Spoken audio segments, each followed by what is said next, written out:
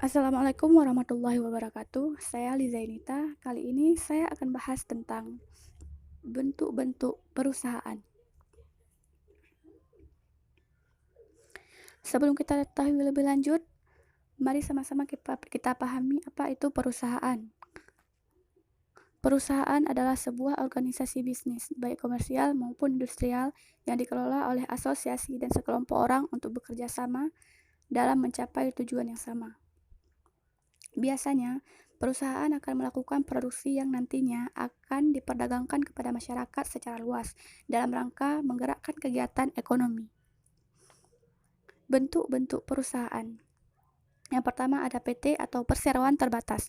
Perseroan terbatas adalah badan usaha hukum yang pemiliknya memiliki sebagian besar saham di dalamnya.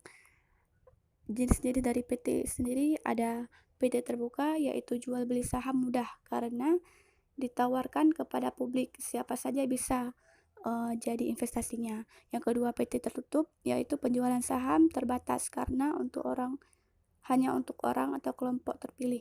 Yang ketiga PT perseorangan, saham diterbitkan dan dimiliki oleh satu orang dengan kewenangan tinggi. Yang ketiga PT domestik, yaitu didirikan di dalam negeri, wajib mengikuti peraturan yang ada di Indonesia.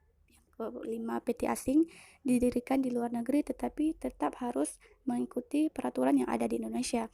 Yang keenam, PT umum atau publik, saham ditawarkan untuk publik dan terdaftar di Bursa Efek. Contoh dari PT sendiri ada PT Media Nusantara Citra Tbk, PT Mekar Pavilion, dan PT Semen Indonesia. Yang kedua, CV atau Komanditer Vennootschap. CV adalah persekutuan komanditer, terdiri dari dua orang atau lebih yang mempercayakan orang lain untuk menjalankan usahanya. Bentuk usaha ini belum masuk dalam badan hukum. Nah, berbeda dengan PT, bentuk usaha ini belum masuk badan hukum. Nah, hal itu telah disebut dan ditegaskan dalam Undang-Undang Hukum Dagang Pasal 19.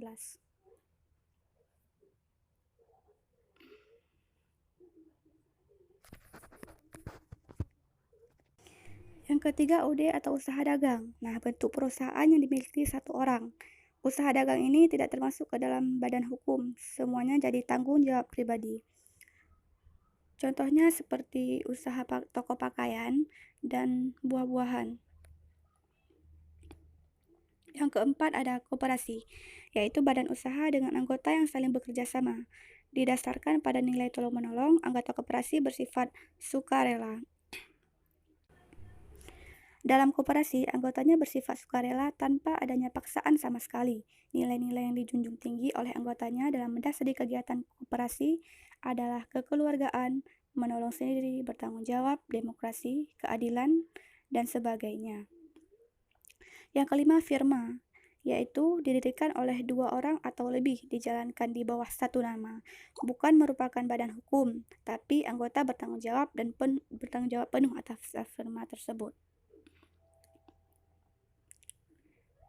Dengan demikian, jika pada suatu saat firma bangkrut atau mempunyai utang yang sangat besar, mau tidak mau seluruh anggotanya harus bertanggung jawab atau menanggung beban tersebut.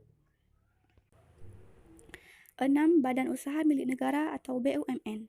BUMN adalah bentuk perusahaan yang dimodali dan pada akhirnya diawali oleh pemerintah.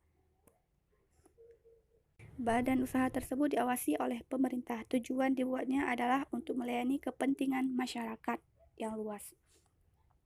Contoh dari BUMN sendiri ada Pertamina dan juga ada PLN.